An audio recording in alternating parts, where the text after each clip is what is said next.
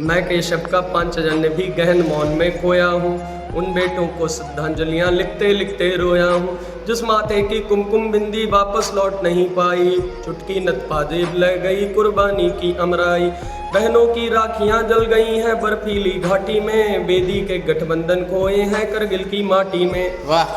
पर्वत पर कितने सिंदूरी सपने दफन हुए होंगे। 20 बसंतों के मधुमासी जीवन हनन हुए होंगे। उनकी चूड़ी धुला मुहावर रूठा कंगन हाथों का, कोई मोल नहीं हो सकता बासंती जज्बातों का। तो पहले पहले चुंबन के बाद लाम पर चला गया।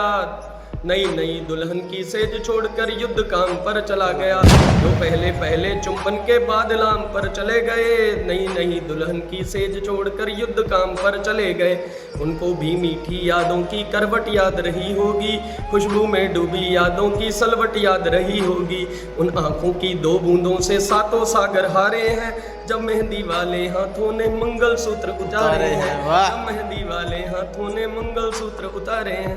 गीली मेहंदी रोई होगी छुपकर घर के कोने में। ताजा काजल छूटा होगा चुपके रोने में। जब बेटे की अर्थी आई होगी सूने आंगन में। शायद दूध उतर आया हो बूढ़ी माँ के दामन में। वह विधवा पूरी दुनिया का बोझा सर ले सकती है, जो अपने पति की अर्थी को भी कंधा दे सकती है।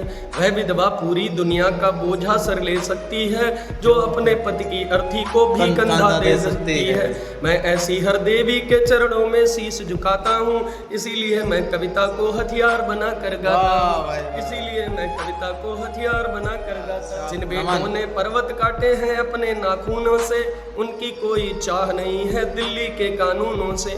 जो सैनिक सीमा रेखा पर ध्रुव तारा बन जाता है, उस कुर्बानी के दीपक से सूरज भी शर्माता है। गर्म दहानों पर तोपों के जो सीने अड़ जाते हैं, उनकी गाथा लिखने को अंबर छोटे पड़ जाते हैं। उनके लिए हिमालय कंधा देने को झुक जाता है। चंद घड़ी सागर की लहरों का गर्जन रुक जाता है। उस सैनिक के सबका दर्शन तीर्थ जैसा होता है। चित्र शहीदों का मंदिर की मूरत जैसा होता है। थमी हुई सरहद पर तोपें आंगन में अंगारे हैं। विस्फोटों का कोलाहल है, कदम कदम हत्यारे हैं। सीमा के दुश्मन से ज्यादा जयचंदों से खतरा है। जयचंदों से खतरा है। सीमा के दुश्मन से ज्यादा जयचंदों से खतरा है। आस्तीन के मीर जाफरों छल छंदों से खतरा है। जिनके हाथों में हथगोले होठों पर गाली है। जिनके हाथों में है हथगोले होंठों पर गाली है। जिनकी घृणा परिध में होली ईद और दिवाली है।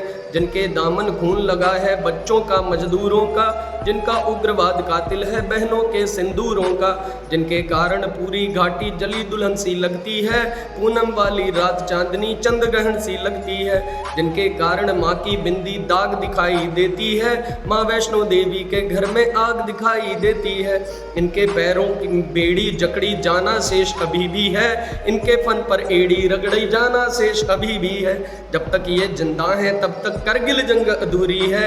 इन जफर जयचंदों का मर जाना बहुत जरूरी है। ये दौलत का लालच पाकर गैरों का हथियार बने।